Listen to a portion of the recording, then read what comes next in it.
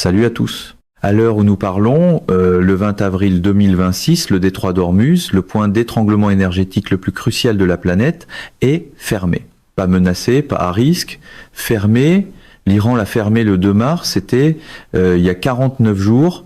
Et à ce matin, il n'est toujours pas rouvert au transport commercial international. Voilà ce que cela signifie réellement en chiffres. Environ 20 millions de barils de pétrole par jour, soit près de 20% de l'offre mondiale, sont de fait immobilisés depuis 7 semaines. 230 pétroliers chargés sont actuellement à l'arrêt dans le golfe Persique, incapables de bouger. Le pétrole est là, les navires sont là, les acheteurs attendent. Mais le passage est bloqué. Il s'agit de la plus grande perturbation de l'approvisionnement énergétique mondial depuis le choc pétrolier des années 1970. Ce n'est pas une formule médiatique. C'est ainsi que les économistes de l'énergie qualifient formellement ce qui se passe en ce moment. Le prix de l'essence à la pompe aux États-Unis atteint en moyenne 4,05 $ le gallon cette semaine, contre 4,28 $ avant le début de la guerre, le 28 février. Le secrétaire à l'énergie, Chris Wright, a déclaré aux journalistes que les prix à la pompe pourraient ne pas revenir à leur niveau d'avant-guerre avant l'an prochain. Voilà le coût intérieur de ce qui se passe dans le détroit. Le 12 avril, les discussions entre les États-Unis et l'Iran ont échoué à Islamabad. J.D. Vance a passé 20 et 1 heure sur place et est reparti sans accord. Dans les heures qui ont suivi cet échec, le président Trump a annoncé un blocus naval total des ports iraniens et des zones côtières à travers le golfe d'Oman et la mer d'Arabie. 10 000 soldats américains, une douzaine de navires de guerre et plus de 100 avions font désormais respecter ce blocus à travers le golfe d'Oman et la mer d'Arabie, à l'est du détroit. Le 6 avril, le général Dan Kane, président du comité des chefs d'état-major interarmés, s'est présenté devant un pupitre du Pentagone avec une carte d'Ormuz derrière lui et a déclaré à la presse que les États-Unis examinaient un éventail d'options. Pas un plan, pas un calendrier, pas une voie claire vers l'avant, un éventail d'options. Et cette formule précise venant du plus haut gradé militaire des États-Unis mérite qu'on s'y attarde. Cette formule compte. Quand le plus haut gradé militaire des États-Unis décrit le problème d'Ormuz comme un éventail d'options et non comme un plan, un calendrier ou une voie claire, c'est un signal. Puis, le 17 avril, le ministre iranien des Affaires étrangères a annoncé que le détroit était ouvert. Les prix du pétrole ont chuté de 11% en une seule séance. Le SP500 a atteint un niveau record, les marchés ont soufflé 24 heures plus tard. L'Iran l'a refermé. Trump avait refusé de lever le blocus naval. Le corps des gardiens de la révolution islamique, le CGRI, a tiré sur des navires. Le bref moment de soulagement s'est évaporé et les prix du brut ont bondi de 6-4% dès le lendemain matin. Cette séquence ouvert-fermé en 48 heures dit toute l'instabilité réelle de la situation au 20 avril 2026. Ce que nous observons, c'est pas une crise qui s'achemine vers une résolution. C'est une crise qui tourne en boucle dans l'escalade, sans issue claire que les deux camps puissent accepter simultanément. Les États-Unis veulent le détroit ouvert et le blocus maintenu. L'Iran affirme qu'il ne rouvrira pas le détroit tant que le blocus existera. Ces deux positions sont structurellement incompatibles et les deux camps le savent. Pour comprendre pourquoi cette impasse est si dangereuse, il faut comprendre ce qu'exigerait réellement une réouverture forcée du détroit. Le débat public la traite comme une simple case militaire à cocher. La revue Proceedings de l'US, Naval Institute, a publié ce mois-ci une analyse qui décrit le problème avec une clarté inhabituelle pour une publication militaire officielle. Pour atteindre l'île de Kark, principal terminal d'exportation pétrolière de l'Iran, les navires américains doivent physiquement franchir le détroit d'Ormuz par des couloirs de navigation d'environ 2000 de large dans chaque sens. Ces 2000 passent directement sous l'ensemble de l'arsenal côtier iranien, missiles balistiques anti-navires, drones d'attaque Shahed, vedettes rapides et mines navales que les dragueurs de mines américains commencent seulement à repérer. La marine du CGRI se prépare depuis des décennies exactement à ce scénario. Le long du littoral montagneux iranien se trouvent des tunnels artificiels où armes et vedettes rapides sont dissimulées dans la roche. Ces positions sont presque impossibles à neutraliser complètement depuis les airs. C'est pourquoi toute option militaire consistant à rouvrir physiquement le détroit place les navires américains à l'intérieur de cette enveloppe de menaces. La revue Proceedings de l'US Naval Institute a publié ce mois-ci une analyse décrivant le cœur du problème. Les équipages de la marine américaine n'auraient que quelques secondes pour réagir à un missile entrant ou à un essaim de drone. Si une seule arme atteint un grand bâtiment de surface, elle provoque des pertes massives, transformant une opération militaire calculée en traumatisme national du type que Trump a passé des années à promettre d'éviter. Voilà la réalité militaire à laquelle le général Kane fait face lorsqu'il parle d'un éventail d'options. Toute option consistant à rouvrir physiquement le détroit place les navires américains dans la zone létale la plus dangereuse de la planète. La stratégie du blocus a été conçue précisément pour éviter cela, faire pression sur l'Iran économiquement sans franchir ces 2000 dos contestés. Mais le blocus a introduit sa propre série de complications. La stratégie du blocus a été conçue précisément pour éviter ce problème, faire pression sur l'Iran économiquement sans envoyer de navires dans les 2000 dos les plus dangereux de la planète. L'USS Gerald R. Ford vient d'atteindre son 286e jour consécutif de déploiement, un record depuis la guerre du Vietnam. Un second porte-avions, l'USS George H.W. Bush, fonce désormais vers la région pour renforcer l'opération. Cela me dit quelque chose d'important. Ce blocus n'a pas été conçu pour durer aussi longtemps, et son maintien met déjà à rude épreuve l'état de préparation militaire globale des États-Unis, d'une manière que le Pentagone prend soin de ne pas évoquer publiquement. La Chine observe cela de très près.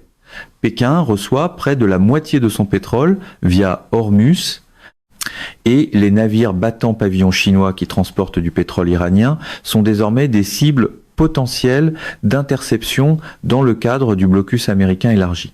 Cela signifie que des destroyers américains pourraient bientôt arraisonner des navires transportant du fret chinois sous pavillon chinois.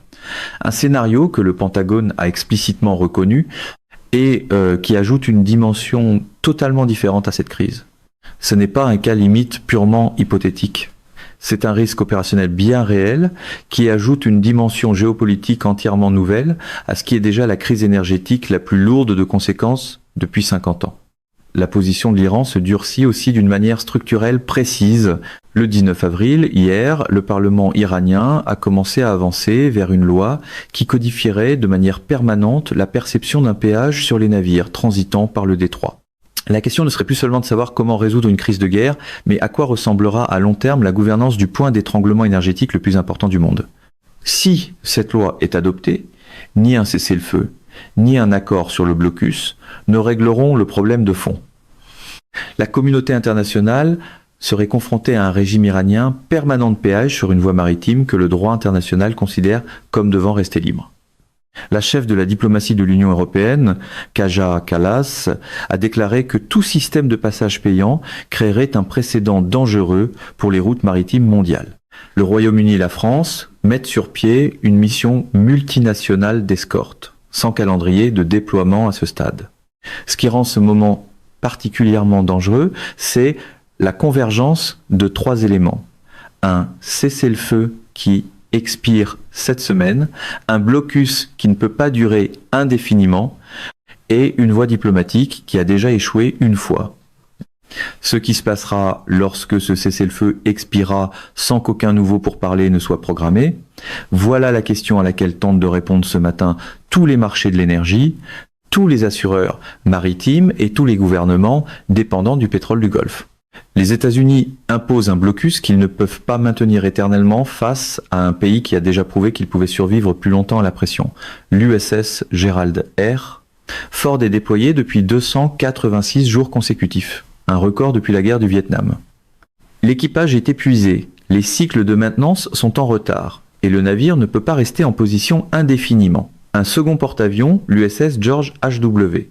Bush fonce actuellement vers la région, portant à 2 le nombre total de groupes aéronavals complets engagés dans une seule opération. sur un seul théâtre. La marine américaine dispose de 11 porte-avions à l'échelle mondiale. 2 d'entre eux sont désormais mobilisés sur Ormuz. Ce n'est pas une posture soutenable pour une armée qui a des engagements actifs dans le Pacifique, l'Atlantique et l'Arctique. Le programme Forward Defense de l'Atlantic Council a publié ce mois-ci une évaluation avertissant que le blocus aggravera probablement les effets à court et à long terme sur l'état de préparation militaire globale des États-Unis. C'est une remarque importante de la part d'une institution qui pèse habituellement ses mots avec soin. En clair, chaque semaine durant laquelle ce blocus se prolonge ampute l'Amérique de capacités militaires dont elle a besoin ailleurs. La Chine le sait. Pékin observe avec attention. Depuis le début de l'opération Epic Fury, le 28 février, les chiffres de déploiement, les rotations des porte-avions et la pression exercée sur les forces américaines dans le Pacifique.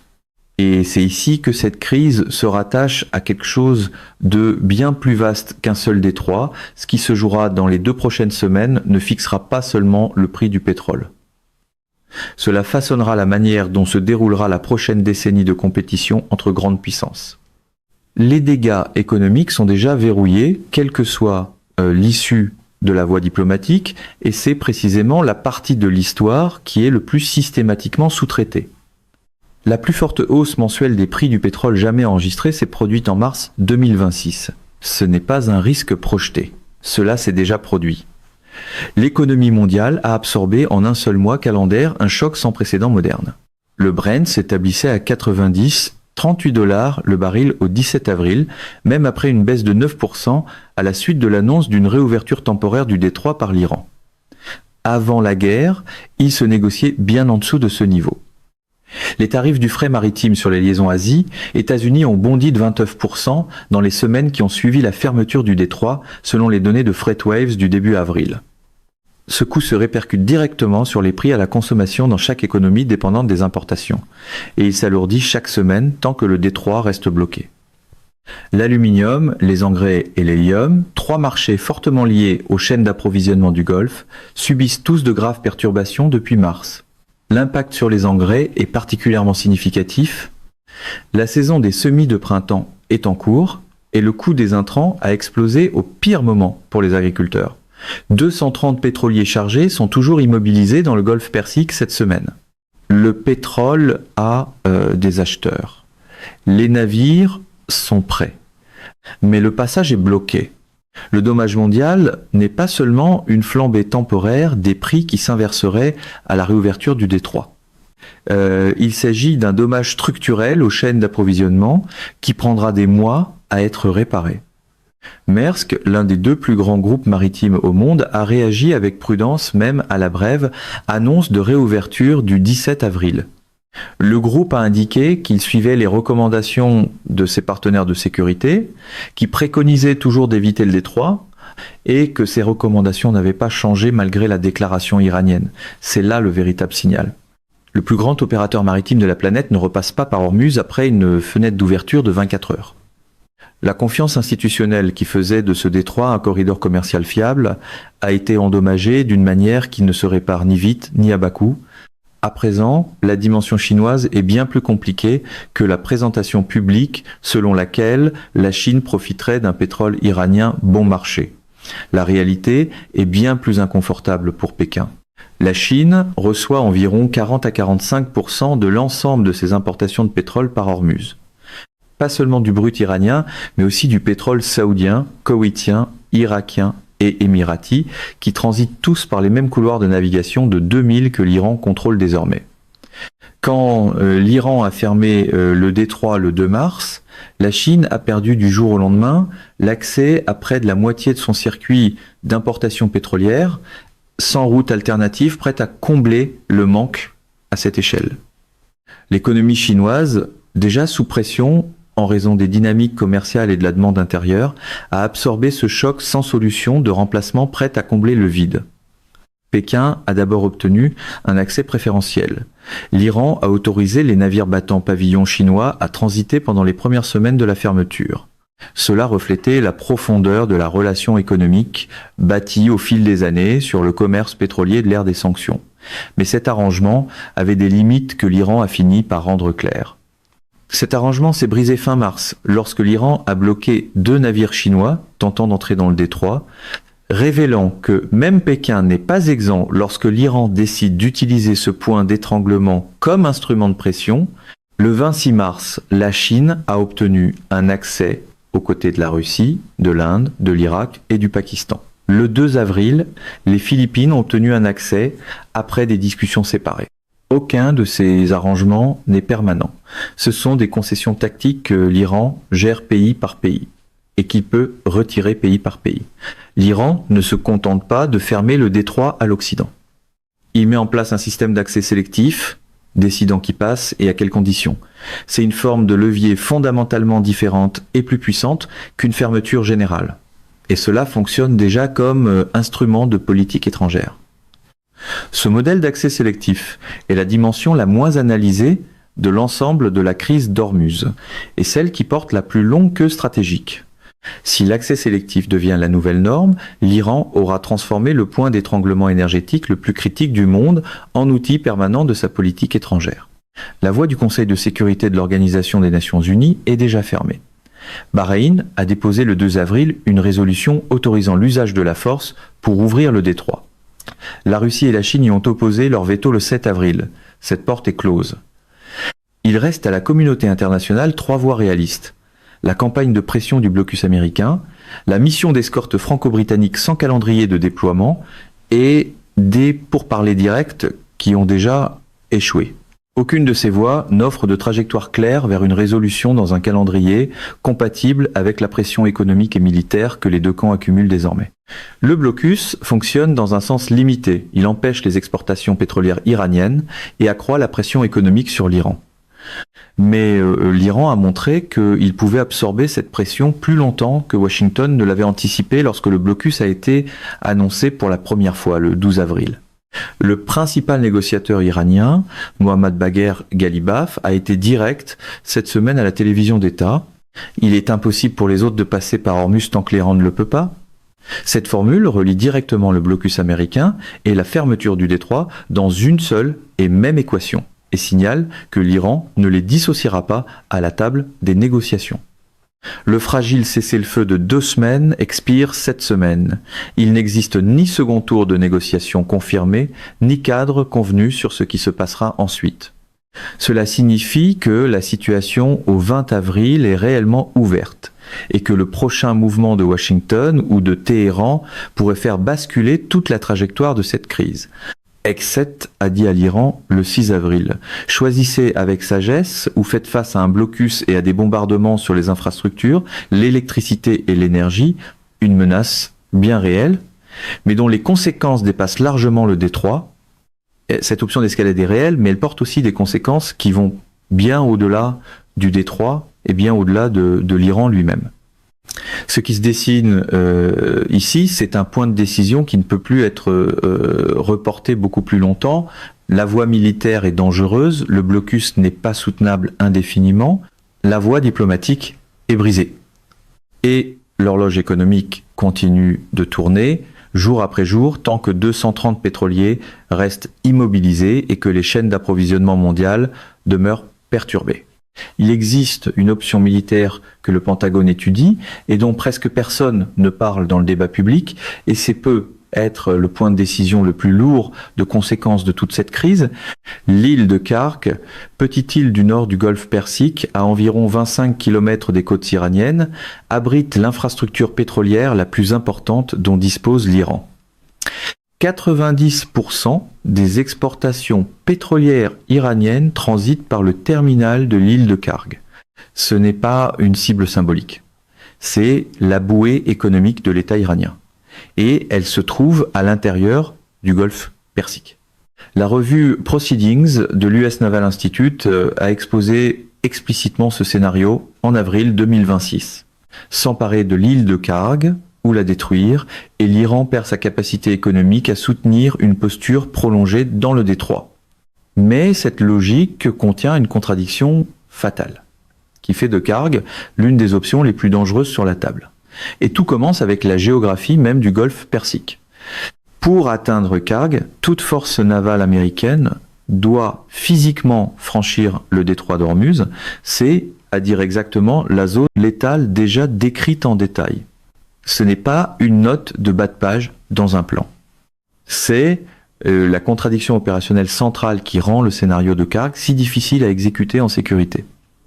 Les groupes amphibies de l'USS Tripoli et de l'USS Boxer se dirigent actuellement vers le détroit. Le CGRI a été explicite. Tout navire militaire qui tenterait de le franchir ferait face à une réponse sévère. Cet avertissement n'est pas de la posture. L'Iran dispose sur ce littoral de missiles balistiques anti-navires d'essaims d'attaque rapide et de mines que les dragueurs de mines américains s'efforcent toujours de neutraliser. L'option Karg exige d'abord de résoudre le problème, même qu'elle est censée résoudre, franchir le détroit pour détruire l'actif qui donne à l'Iran le levier lui permettant de fermer le détroit. Cette logique circulaire est précisément ce que les planificateurs militaires désignent lorsqu'ils décrivent la situation actuelle comme un piège sans issue propre. La deuxième option est celle que les États-Unis ont effectivement mise en œuvre. Des frappes aériennes sur les infrastructures côtières iraniennes depuis l'extérieur du détroit, combinées au blocus destiné à couper les exportations iraniennes via le golfe d'Oman et la mer d'Arabie. Le 19 mars, le général Kane a annoncé le déploiement d'avions Addix Thunderbolt 2 pour frapper les vedettes rapides iraniennes, ainsi que d'hélicoptères Apache pour traiter la menace des drones Shahed dans le corridor du détroit. Ces déploiements constituaient une nette escalade tactique et ils reflétaient à quel point le Pentagone prenait au sérieux la menace représentée par l'arsenal iranien de petites embarcations et de drones. Israël a aussi joué un rôle opérationnel direct en assassinant Alza Tanguiri, l'officier naval du CGRI qui supervisait personnellement le blocus du détroit. Cette action n'a pratiquement pas reçu d'attention dans la couverture occidentale, mais l'élimination de l'officier chargé de la fermeture du détroit a constitué un développement important dans le tableau opérationnel. Mais les frappes ciblées et la suppression des drones n'ont pas rouvert le détroit. Elles ont érodé à la marge les capacités iraniennes, tandis que l'Iran conserve le contrôle fondamental du point d'étranglement. L'équation stratégique n'a pas changé. L'Iran contrôle toujours, qui passe par le détroit, quand et selon quelles conditions il choisit de les imposer. La troisième option est le modèle de blocus actuellement en place, qui consiste à exercer une pression depuis l'extérieur du détroit, dans le golfe d'Oman et la mer d'Arabie, sans envoyer de bâtiments de surface dans la zone létale. Cela maintient les navires américains hors de l'enveloppe de menace principale de l'Iran, ce qui constitue son avantage tactique majeur par rapport aux autres options. Mais le blocus présente une faiblesse structurelle qui devient plus visible chaque semaine. Il exerce une pression maximale sur les exportations iraniennes sans rouvrir physiquement le passage dont l'économie mondiale a besoin. Il empêche la sortie du pétrole iranien, mais il ne débloque pas les 230 pétroliers chargés de pétrole saoudien, koweïtien et émirati qui restent immobilisés dans le Golfe. Le blocus empêche la sortie du pétrole iranien. Il ne déplace pas les 230 pétroliers chargés de pétrole saoudien, koweïtien et émirati qui restent à l'arrêt dans le Golfe, dans l'attente d'un passage sûr qui n'existe pas encore. Ce sont deux problèmes totalement différents et Washington les a confondus dans sa communication publique d'une manière qui crée des attentes irréalistes sur ce que le blocus à lui seul peut réellement accomplir. Bloquer les exportations iraniennes n'est pas la même chose que rouvrir le détroit et l'économie mondiale a besoin d'un détroit ouvert, pas seulement d'un pétrole iranien bloqué. La quatrième option est la moins évoquée publiquement, mais c'est celle qui porte le plus grand poids géopolitique, utiliser directement la Chine comme médiateur avec une véritable influence sur l'Iran. Pékin reçoit près de la moitié de son pétrole via Hormuz et subit une exposition économique plus directe à une fermeture prolongée que n'importe quelle autre grande puissance sur Terre. La Chine a sur l'Iran une influence que Washington n'a pas. Et la souffrance économique de Pékin liée à cette fermeture crée, en théorie, un intérêt commun en faveur d'une résolution. L'idée est que cet intérêt commun pourrait être converti en pression diplomatique chinoise sur l'Iran pour une réouverture sans condition, en contournant l'échec du canal direct États-Unis-Iran. Le 15 mars, Trump a explicitement exigé que l'organisation du traité de l'Atlantique Nord et la Chine aide les États-Unis à rouvrir le détroit, reconnaissant ainsi que l'approche américaine unilatérale a de réelles limites. Cette exigence était notable précisément parce qu'elle émanait d'une administration qui avait elle-même lancé la campagne militaire, mais la réponse chinoise a consisté à sécuriser discrètement un accès préférentiel pour ses propres navires, tout en s'abstenant de tout rôle de médiateur qui reviendrait à exercer publiquement une pression sur l'Iran. Pékin ne va pas endommager la relation économique Chine-Iran qu'il a mis des années à construire comme filet de sécurité à l'époque des sanctions, afin de résoudre le problème de Washington. Le veto chinois à la résolution du Conseil de sécurité de l'Organisation des Nations Unies, le 7 avril aux côtés de la Russie, rend clair sa préférence stratégique réelle. Pékin n'est pas aligné sur l'objectif de Washington d'une réouverture inconditionnelle du détroit dans des conditions qui ne laisseraient rien à l'Iran à la table des négociations. Donc, ce qui reste ainsi aux États-Unis, c'est un ensemble d'options toutes plus difficiles et plus coûteuses qu'elles ne le paraissaient il y a 6 semaines, lorsque l'opération Epic Fury a commencé. Et l'horloge de la décision tourne désormais contre Washington d'une manière précise à laquelle le débat public n'a pas encore pleinement pris la mesure. Le cessez-le-feu de 2 semaines expire cette semaine, sans second tour de négociations confirmées, ni cadre convenu sur ce qui suivra, ce qui laisse la situation réellement ouverte d'une manière qui compte. L'armée américaine est en posture de déploiement d'urgence depuis fin février et les groupes aéronavals ne peuvent pas être prolongés indéfiniment sans dégrader l'état de préparation ailleurs. L'Iran vit selon une autre horloge. Son économie fonctionnait déjà sous une forte pression de sanctions avant le début de la guerre, le 28 février. La douleur marginale supplémentaire infligée par le blocus est réelle, mais elle n'est pas nouvelle. L'Iran a passé des années à construire une tolérance institutionnelle à ce type précis de siège économique.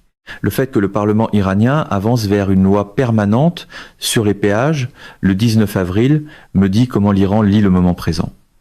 Non pas négocier une sortie, mais légiférer pour une nouvelle réalité permanente. Si cette loi progresse, cela cesse d'être une crise de guerre. Cela devient un défi structurel pour l'ordre maritime international qu'aucun cessez-le-feu ne résout automatiquement. Ce mouvement législatif, s'il avance, transforme cette crise de guerre en un défi structurel pour l'ordre maritime international qu'aucun accord de cessez-le-feu ne règle automatiquement. La mission multinationale d'escorte franco-britannique annoncée par Macron et Starmer est la tentative de la communauté internationale de créer une troisième voie entre la force militaire américaine et le contrôle iranien, mais elle n'a ni calendrier opérationnel, ni clarté sur ce qui se passerait si l'Iran ouvrait le feu sur un bâtiment d'escorte européen transitant dans des eaux que l'Iran considère comme relevant de son autorité. L'Iran a déclaré que la mission devait être neutre et indépendante, séparée des parties belligérantes. Mais, dans des détroits contestés, les missions d'escorte neutre ne sont pas neutres du point de vue de la puissance qui contrôle la zone. L'Iran ne traitera pas une frégate française escortant un pétrolier saoudien comme un acteur neutre, et cette distinction compte énormément pour la vitesse avec laquelle cette mission d'escorte pourrait dégénérer. Au 20 avril, tout cela dessine un paysage militaire et diplomatique plus contraint et plus réellement incertain que Washington comme Téhéran ne le reconnaissent publiquement. Les deux camps disposent de leviers. Aucun des deux n'a de voie propre vers le résultat qu'ils souhaitent dans un calendrier compatible avec la pression économique et militaire qu'ils accumulent l'un et l'autre. Les États-Unis disposent d'une capacité militaire importante dans la région, d'un vrai levier économique grâce au blocus et d'un soutien allié réel. Mais ils ne disposent pas d'une voie propre vers une réouverture du détroit sur des bases à la fois militairement sûres et diplomatiquement atteignables dans la fenêtre actuelle du cessez-le-feu.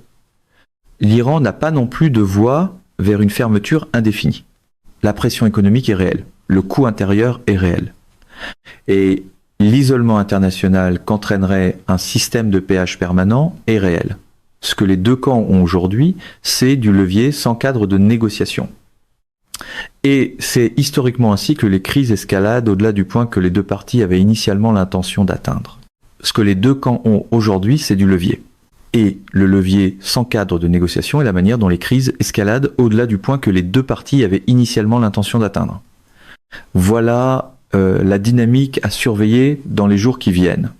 Voici le chiffre qui met tout le récit en perspective. 4,05 $. C'est le prix, cette semaine, d'un gallon d'essence ordinaire pour l'automobiliste américain moyen. Avant le 28 février, il était de 2,98 $. Cet écart de 1,07 $ multiplié par chaque voiture, chaque camion, chaque vol, chaque livraison aux États-Unis représente le prix intérieur de ce qui se joue à 7000 miles dans un détroit de 33 km de large. Le secrétaire à l'énergie, Chris Wright, a déclaré cette semaine que les prix pourraient ne pas revenir à leur niveau d'avant-guerre avant l'an prochain. C'est pas un détail marginal. C'est un transfert économique durable, payé par les consommateurs américains, directement vers le coût d'un conflit situé à 7000 milles de distance. C'est ici que la crise d'Ormuz cesse d'être une histoire de politique étrangère pour devenir une histoire de politique intérieure, et ce basculement compte énormément dans la manière dont Washington calcule son prochain mouvement. Trump a construit une part importante de son identité politique autour des prix de l'énergie. Drill, baby drill n'était pas seulement un slogan, c'était la promesse d'une énergie bon marché et stable. Un gallon d'essence à 4,05 $, avec un secrétaire à l'énergie qui dit que cela restera élevé jusqu'à l'an prochain, contredit directement cette promesse. Une promesse aussi bon marché que l'essence d'autrefois, mais qui coûte maintenant plus cher que l'addition à la pompe. Cette tension politique est réelle et c'est l'une des pressions les plus sous-estimées qui pousse Washington à trouver une sortie à l'impasse d'Ormuz au-delà de la pure logique militaire. Le tableau mondial accentue encore le tableau intérieur. La fermeture du détroit a été officiellement classée comme la plus grande perturbation de l'approvisionnement énergétique mondial depuis le choc pétrolier des années 1970.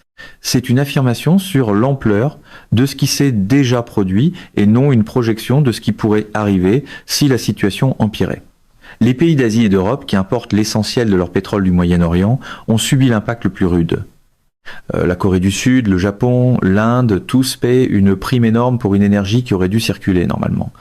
La Corée du Sud, le Japon et l'Inde, des économies profondément intégrées aux relations commerciales américaines, paient tous une prime énorme pour une énergie qui aurait dû circuler normalement. La perturbation des engrais ajoute une dimension que la plupart des couvertures sur l'énergie ignorent entièrement. Les chaînes d'approvisionnement en engrais passent par le Golfe et les semis de printemps ont lieu en ce moment même. Des coûts d'intrants plus élevés ce printemps signifient des prix alimentaires plus élevés cet automne et cet hiver. Un effet de transmission déjà enclenché, quel que soit le moment où le détroit rouvrira. Cette transmission d'un détroit fermé en avril à des courses plus chères en octobre est la manière dont cette crise atteint des gens qui n'ont jamais entendu parler de l'île de Khark. C'est aussi pourquoi la pression politique intérieure sur Washington pour trouver une sortie augmente plus vite que ne le reflète le débat public sur les options militaires. À présent, ce à quoi pourrait ressembler une résolution n'a rien d'aussi simple qu'un détroit rouvert par l'Iran et tout le monde rentrant chez soi. Même si un accord diplomatique était trouvé avant l'expiration du cessez-le-feu, il est peu probable que le trafic commercial revienne immédiatement à son niveau d'avant-guerre. L'accumulation des pétroliers, les préoccupations des armateurs face au risque et les infrastructures énergétiques endommagées sont autant de facteurs qui freinent la reprise. L'évaluation de l'Atlantic Council le dit explicitement. Maersk et les grands opérateurs maritimes mondiaux ne reprendront pas des transits normaux par Ormuz sur la base d'une annonce fragile émanant de parties qui ont déjà rompu 2 cessez-le-feu. La confiance institutionnelle dans le détroit comme corridor commercial fiable a été endommagée et sa restauration exige des semaines continues de passage sans incident, pas un communiqué de presse. Les marchés de l'assurance évoluent plus lentement que les annonces politiques. Les primes de risque de guerre, qui sont passées de 0, 125% à 0, 4% par transit, ne retombent pas tant que la menace n'a pas démontré qu'elle a disparu. Et les mines sont toujours dans l'eau. Les dragueurs de mines ne sont entrés dans le détroit qu'à la mi-avril et l'ampleur complète du minage iranien n'a pas été rendue publique. Il y a aussi la question de ce que l'Iran retire réellement d'un éventuel accord. La position de négociation iranienne, telle que Ghalibaf l'a formulée à la télévision d'État, relie directement la réouverture du détroit à la levée du blocus naval américain. Trump a dit que le blocus resterait en place jusqu'à la conclusion d'un accord politique final. L'Iran dit qu'il ne rouvrira pas complètement le détroit tant que le blocus existera. Ces deux positions sont structurellement incompatibles et aucune prolongation du cessez-le-feu ne suffira à elle seule à combler cet écart précis.